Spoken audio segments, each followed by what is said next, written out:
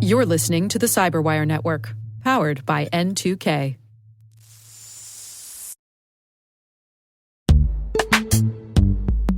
In the dynamic world of enterprise security, identity architects and IT leaders face a major challenge.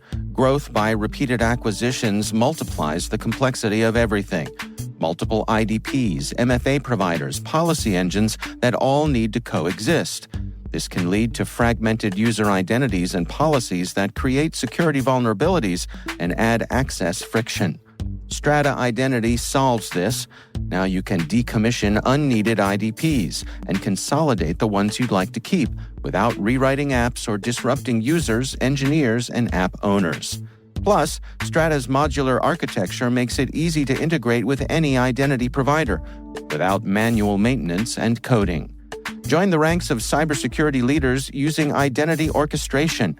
Visit strata.io/cyberwire, share your top identity security priorities, and receive a pair of complimentary AirPods Pro. Offer valid for organizations with over 5,000 employees. Step into a new era of identity management at strata.io/cyberwire.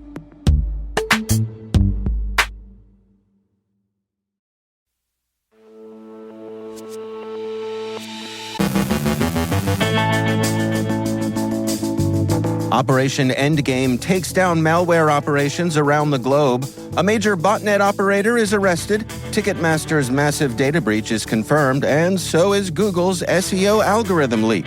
Journalists and activists in Europe were targeted with Pegasus spyware. Okta warns users of a credential stuffing attack. NIST hopes to clear out the NVD backlog. Eric Goldstein, Executive Assistant Director for Cybersecurity at CISA, joins us to discuss software security. LightSpy surveillance malware comes to macOS. On our Threat Vector segment, host David Moulton speaks with Greg Jones, Chief Information Security Officer at Xavier University of Louisiana.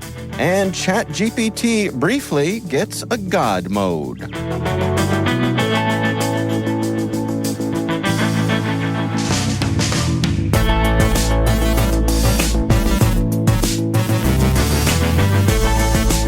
It's Thursday, May 30th, 2024. I'm Dave Bittner, and this is your CyberWire Intel Briefing.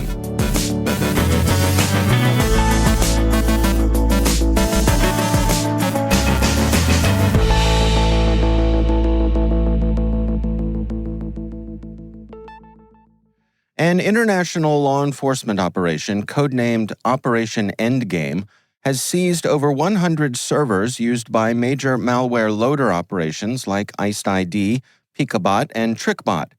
The operation, conducted from May 27th through the 29th, spanned Europe and North America. Authorities arrested 4 individuals, 1 in Armenia and 3 in Ukraine, and identified 8 fugitives who will be added to Europol's Most Wanted list. The seized infrastructure hosted over 2,000 domains providing illicit services. Operation Endgame was a collaborative effort involving police forces from Germany, the U.S., the UK, France, Denmark, and the Netherlands, with support from cybersecurity experts from various organizations, including Bitdefender and Proofpoint. Malware droppers, which establish initial access to devices, were central to this operation. These tools often come through malicious emails or Trojanized installers and employ evasive tactics like code obfuscation. Once installed, they can deploy more dangerous payloads, including information stealers and ransomware. Europol reported that one suspect made over $75 million by renting out their infrastructure for ransomware deployment. It is worth noting the conspicuous swagger that international law enforcement is displaying in their online promotion of Operation Endgame. The campaign features a custom website with a prominent countdown timer, movie trailer-style videos, and foreboding text warning bad actors that there is nowhere to hide. Operation Endgame could be subtitled Operation Mindgame. The U.S. Department of Justice arrested Yunhei Wang, the alleged operator of the 911 S5 anonymity service, which was backed by one of the world's largest botnets. The arrest, made in Singapore, coincided with the seizure of the 911S5 website and infrastructure. The service used free VPN products to turn computers into traffic relays, facilitating billions in online fraud. From 2015 to July of 2022, 911S5 sold access to compromised Windows computers as proxies. The service was popular for its low prices and reliability among cybercriminals. Wang is charged with computer fraud, wire fraud, and money laundering, facing up to 65 years in prison. Authorities also seized $30 million in assets linked to the operation. We reported yesterday on speculation that Ticketmaster had suffered a major data breach, and since then, multiple confirmations have been reported. The hacker group Shiny Hunters claims to have stolen data from over 500 million Ticketmaster customers. They're selling a 1.3 terabyte trove for $500,000, which includes full names, addresses, phone numbers, email addresses, order history, and partial payment data. The breach follows a U.S. Justice Department antitrust lawsuit against Ticketmaster's parent company, Live Nation Entertainment, for monopolistic practices in the live music industry. Australia's Home Affairs Department has confirmed a cyber incident impacting Ticketmaster customers, but the company has yet to comment. Shiny Hunters claim to have attempted to notify Ticketmaster but received no response. Speaking of confirmations, Google confirmed the authenticity of 2,500 leaked internal documents detailing data collection practices, some potentially used in its search ranking algorithm. The leak offers an unprecedented glimpse into Google's operations but remains murky. Google warned against drawing conclusions from what they say are out-of-context, outdated, or incomplete information. SEO experts Rand Fishkin and Mike King first analyzed the documents, revealing data Google representatives claimed were not used for rankings, like clicks and Chrome user data. While the exact use of this data remains unclear, the leak is expected to impact the SEO, marketing, and publishing industries by providing new insights into Google's highly secretive search algorithm. A new investigation revealed that at least 7 journalists and activists in Europe were targeted with NSO Group's Pegasus spyware from August 2020 to April 2023. The investigation by Access Now, Citizen Lab, and researcher Nikolai Kvantiliani found that Russian, Belarusian, Latvian, and Israeli individuals were targeted, especially following Russia's invasion of Ukraine in 2022. The report highlights the ongoing threat to European civil society and calls for a moratorium on digital surveillance technologies until proper human rights safeguards are established. The EU has been criticized for its lack of action against spyware abuse, despite multiple scandals and recommendations for stronger regulations. Okta warns customers of credential stuffing attacks targeting the Customer Identity Cloud's cross-origin authentication feature. Threat actors are using stolen username and password combinations from phishing, malware, or data breaches to compromise customers' tenants. Customers should review logs for suspicious activity, such as failed or successful cross-origin authentication attempts and logins with leaked passwords. Okta advises rotating compromised passwords, enrolling in passwordless authentication, enforcing strong passwords, implementing MFA, disabling unused cross-origin authentication, restricting permitted origins, and enabling breached password detection. This warning follows a cyber attack in October of 2023 where customer support system user data was stolen. The National Institute of Standards and Technology, NIST, has awarded a contract to help process incoming common vulnerabilities and exposures, that's CVEs, for the National Vulnerability Database, the NVD. They aim to clear the backlog of unprocessed CVEs by September 30th. NVD's slowdown in CVE enrichment became evident in February. NIST is implementing a multi-pronged solution, including improved tools, automation, and a consortium to address challenges. They've started ingesting CVE 5.0 and 5.1 records hourly since May 20th. NIST is committed to modernizing the NVD and addressing the growing volume of vulnerabilities with technology and process updates, ensuring the program's sustainability and supporting automated vulnerability management.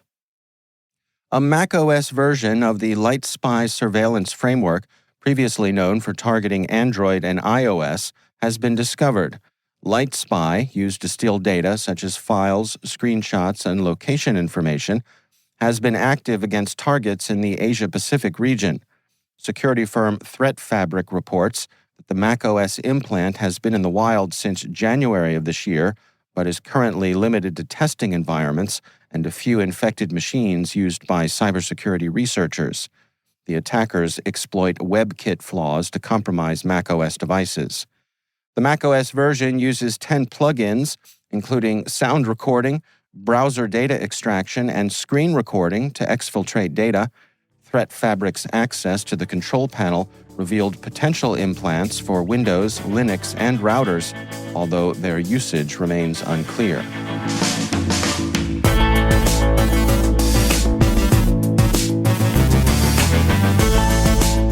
Coming up after the break, my conversation with Eric Goldstein, Executive Assistant Director for Cybersecurity at CISA. We're discussing software security. On our Threat Vector segment, host David Moulton speaks with Greg Jones, Chief Information Security Officer at Xavier University of Louisiana. Stay with us.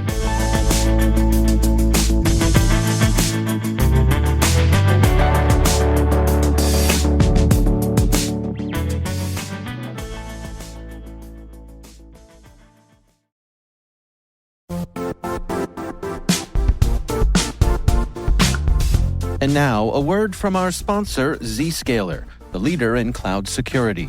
Cyber attackers are using AI in creative ways to compromise users and breach organizations. In a security landscape where you must fight AI with AI, the best AI protection comes from having the best data. Zscaler has extended its zero-trust architecture with powerful AI engines that are trained and tuned by 500 trillion daily signals. Learn more about Zscaler Zero Trust Plus AI to prevent ransomware and AI attacks.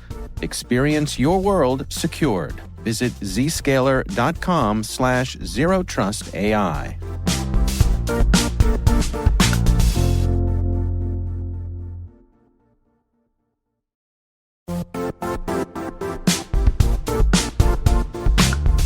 Don't struggle to align your organization's cybersecurity with business risk. Get the only solution that goes beyond reacting to threats with vulnerability and risk monitoring. You need the next evolution of MDR, and only Critical Start delivers it. Critical Start doesn't just monitor and respond to threats. They put you in control by detecting suspicious activities, quickly responding to contain threats, and identifying your most critical assets and protecting them against vulnerabilities and exposures. With continuous visibility, expert guidance, and measurable risk reduction, Critical Start has redefined what it means to manage cyber risk. Demonstrate provable security maturity to your leadership while positioning your program to achieve the greatest risk reduction per dollar spent. Stop fearing risk and start managing it with Critical Start. Visit criticalstart.com and request a demo today. That's criticalstart.com.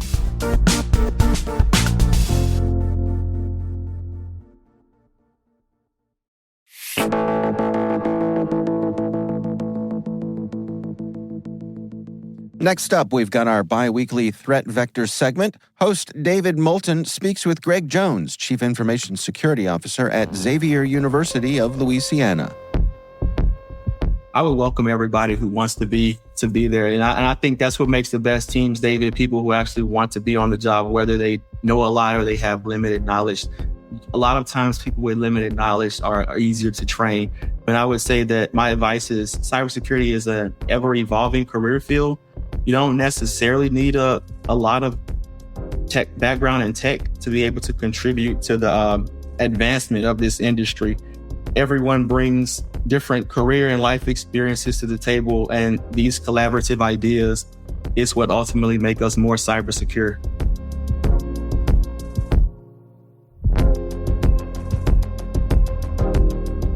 Welcome to Threat Vector. the Palo Alto Networks podcast, where we discuss pressing cybersecurity threats, security leadership strategies, and the latest industry trends.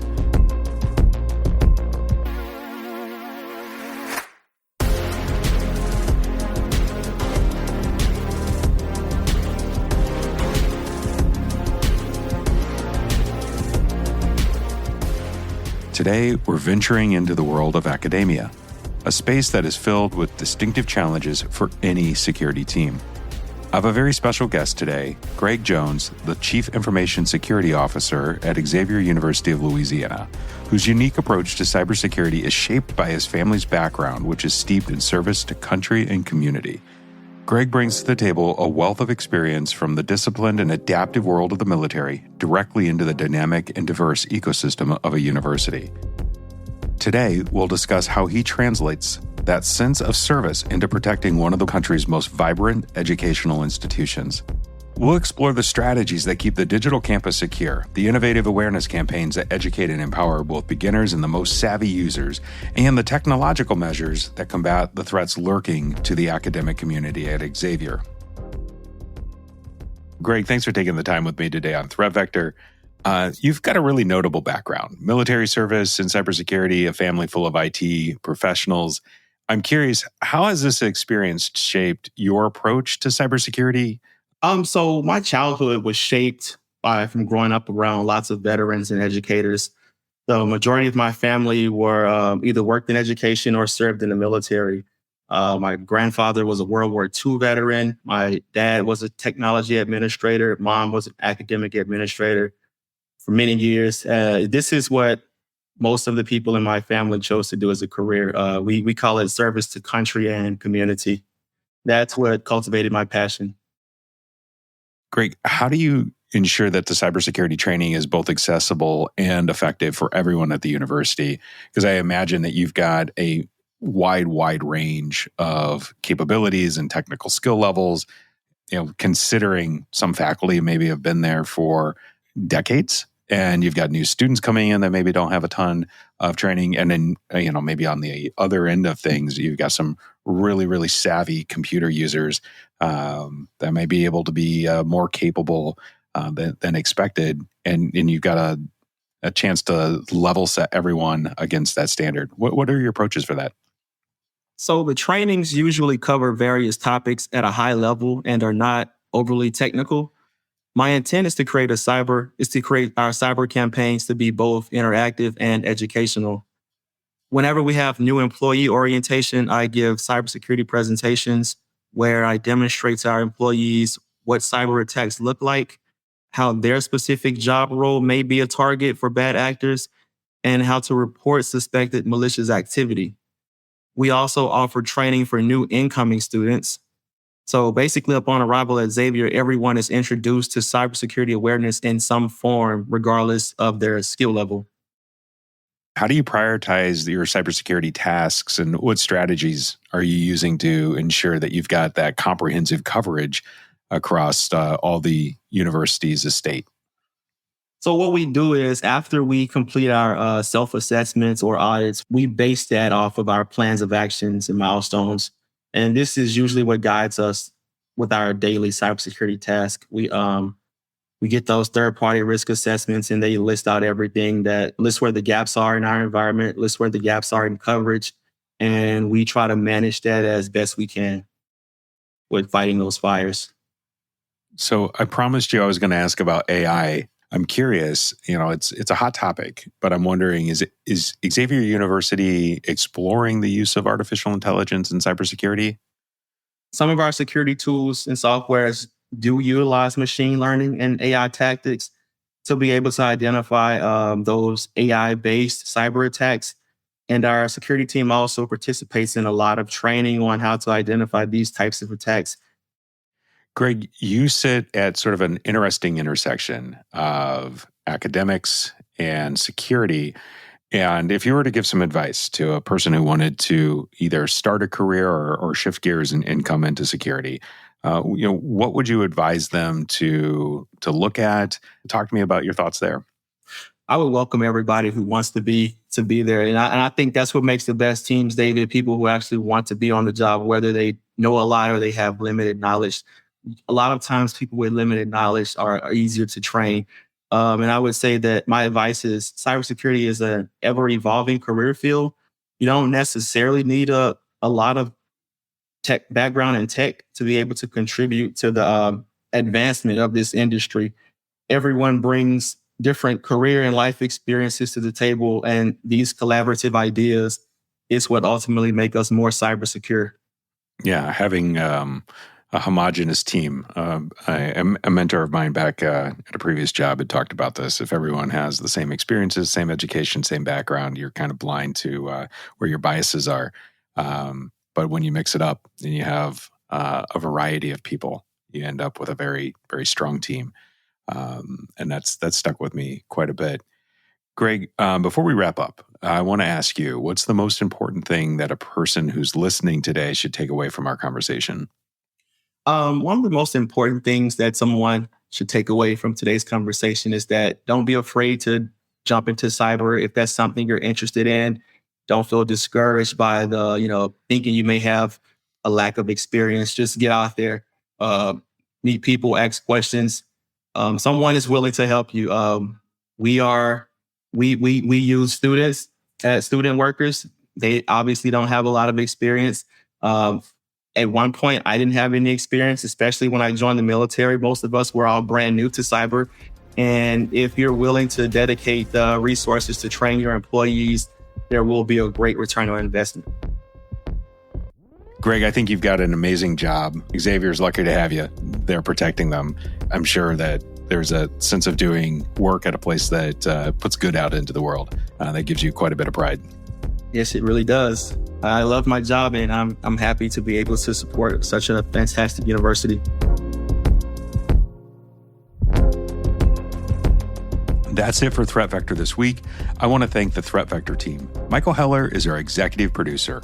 Our content team includes Sheila Drosky, Tanya Wilkins, and Danny Milrad. I edit the show, and Elliot Peltzman mixes the audio. We'll be back in 2 weeks. Until then, stay secure, stay vigilant. Goodbye for now. That was Threat Vector host Dave Moulton from Unit 42 at Palo Alto Networks, speaking with Xavier University of Louisiana's CISO, Greg Jones. You can find a link to their full discussion in our show notes.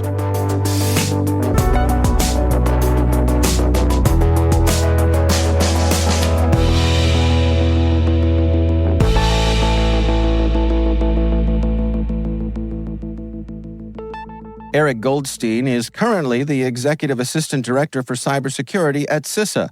Not long ago, Eric announced that he's leaving CISA for a position in the private sector. While at CISA, Eric has kept us apprised of their work on important cybersecurity topics, and we recently discussed software security. We'll have a closing discussion with Eric about his work at CISA in the coming weeks. Stay tuned. I want to have, let's say, a high-level conversation here today and start with just a really broad area, and that's software security. You and your colleagues at CISA, when you're looking at something as broad as this, as high-level as this, what's the approach that you all are taking here? Yeah, the approach is that, first of all, we have to start at a level of first principles. And we have to be able to say, first of all, as clearly stated in the National Cybersecurity Strategy, we need to drive accountability to the right place. And we believe that historically, accountability for cybersecurity investment has been over-allocated towards enterprises and end users and not sufficiently towards the providers of technology products, particularly software products. And so the first step is to really change the narrative to say we need to shift the equilibrium, not so that product manufacturers bear the sole burden, but that we have more of an equilibrium between the product and the enterprise. And then we need to really shift the window a bit to say it is possible to exist in a world with more secure and safer technology. And one example of that, I think, is manifested by our Secure by Design alert series that we've been developing at CISA. The most recent of these alerts in late March focused on eliminating SQL injection vulnerabilities. And anybody who's worked in this space knows that this has been a known class of vulnerabilities that we have known how to address for years, at least since 2007. And so the fact that SQL injection vulnerabilities are still so prevalent, that this vulnerability still exists as a class, and that they are causing so much harm to end users really says to us that we have to do something different. And so the first step is to shift that equilibrium, and the second step is to say we can achieve and deserve more secure products. CISA's regulatory authority is limited by design. How much as an agency do you consider yourselves to be kind of the carrot versus the stick? And are there other agencies that you work with if a little bit of that stick is needed to be brought into the equation? We think that this secure by design evolution is really going to be most effectively driven in the near term by market signals and by customer demand. And we know that customers around the world want to use products that reduces their likelihood of a damaging cyber intrusion. And the fact of the matter is that too many products today aren't achieving that goal. And so our intent is by saying very clearly the classes of vulnerabilities, the classes of dangerous product features like default passwords are imposing undue risks on customers. We think that we can help generate demand from customers to make this a pro-innovation, pro-market solution to what is really a key security challenge. But there's also some tools that we can bring to bear on the federal side. As one example, CISA and the White House Office of Management and Budget just published a new software security attestation form, which is a new requirement for every company providing software to the federal government to attest that they've adopted a set of practices aligned to the NIST Secure Software Development Framework. And that's a way of driving the market in a particular direction, focused first and foremost on federal vendors, but we believe that the impact can sweep far more broadly. Where do you suppose we are headed with this? What does the future look in terms of your aspirational goals as we look toward the horizon? Yeah, we are never, at least in your or my lifetimes, going to reach a world of zero cyber risk, zero security vulnerabilities. That is simply not the way that technology is designed, and we know that our adversaries are persistent and sophisticated. But we do think that the world in which we currently live, in which the majority of intrusions are caused by known classes of vulnerabilities that we know how to fix, or are caused by insecure product features or controls, we think that we can make life much harder on the adversary. And so our goal would be to address the classes of vulnerabilities that we think are resolvable and have products that have features and controls that prioritize customer security so that we can drive down the rate of cyber risk, the rate of intrusions, such that our adversaries really do need to find a novel weakness and use a novel exploit every time.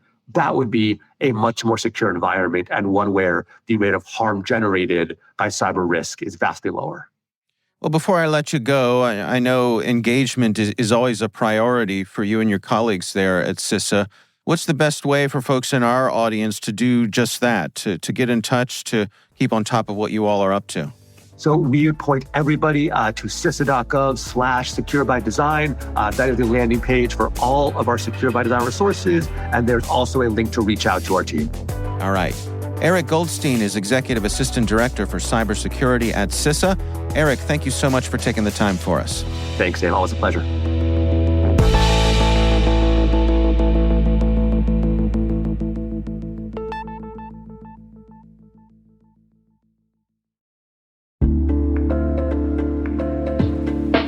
Are lengthy security reviews pulling attention away from your security program?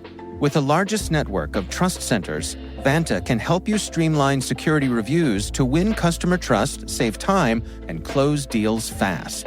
Proactively demonstrate security by showcasing key resources like your SOC 2 or ISO 27001 and provide real-time evidence for passing controls. And when a security questionnaire is required, Vanta takes the first pass for you.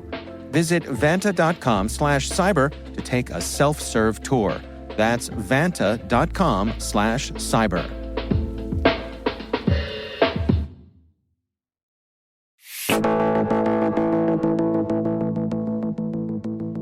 And finally, a white hat hacker and AI enthusiast named Pliny the Prompter unveiled God Mode GPT, a jailbroken version of OpenAI's GPT-4o, proudly announced on X Twitter, setting GPT-4o free from its restrictive guardrails, offering users an unchained AI experience. Pliny boasted, GPT-4o Unchained. This very special custom GPT has a built-in jailbreak prompt that circumvents most guardrails, providing an out-of-the-box liberated ChatGPT so everyone can experience AI the way it was always meant to be, free. Pliny shared screenshots showcasing the bot's newfound freedom, advising on meth recipes and napalm creation using household items. However, the celebration was short-lived. OpenAI's spokesperson Colleen Rise quickly responded, stating, "We are aware of the ChatGPT and have taken action due to a violation of our policies." Despite its brief existence, the hack underscores the ongoing battle between OpenAI and those eager to bypass its restrictions. Jailbreaking AI models like ChatGPT has become increasingly difficult, but Pliny's God Mode managed to slip through the cracks. Testing the jailbreak confirmed its willingness to assist with illicit queries, from making LSD to hot wiring a car. God Mode, by the way, employs LightSpy, replacing letters with similar-looking numbers like E becomes 3 and O becomes a coy 0. This trick seems to bypass OpenAI's defenses, although the exact mechanics remain unclear. This latest hack highlights the cat-and-mouse game between AI developers and hackers, showing that as long as there are people like Pliny, OpenAI will have its hands full keeping its systems secure.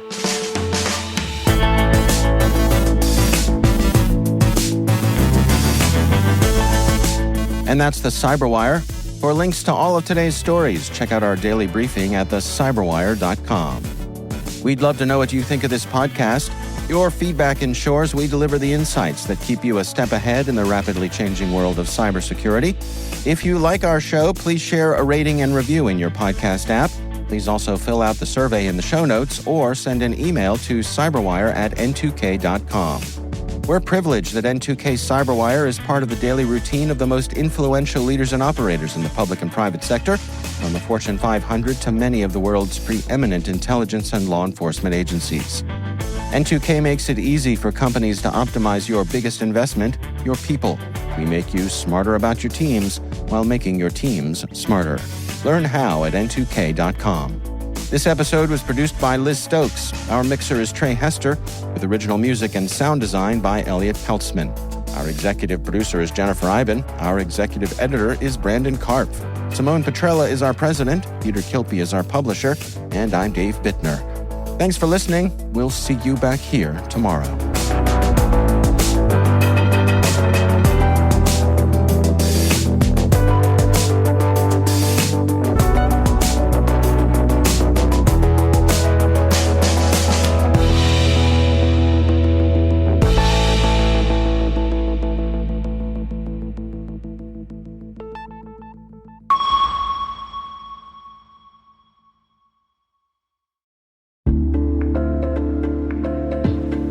Hey listeners, we're always looking for ways to improve the N2K CyberWire network and maintain the intelligence-driven news experience that keeps you in the know on the latest developments in cybersecurity.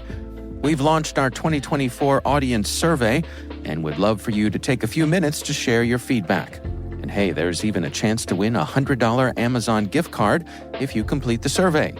Visit cyberwire.com/survey. That's cyberwire.com/survey and share your feedback now.